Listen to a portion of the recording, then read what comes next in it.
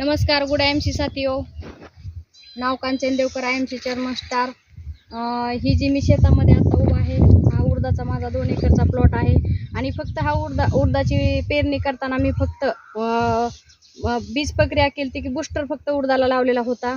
आणि बीज प्रक्रिया करून हा उडद मी पेरलेला. आणि पेरून झाल्याच्या नंतर 15 दिवसाच्या नंतर मी फक्त बूस्टर आणि ॲक्टिवेटरची एकच फवारणी केलेली आहे.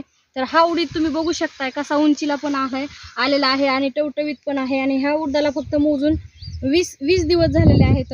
तर पूर्णपणे असा टवटवीत उडीद आहे. आणि माझ्या शेजारच्या शेतामध्ये ते एक जणाचा उडीद आहे.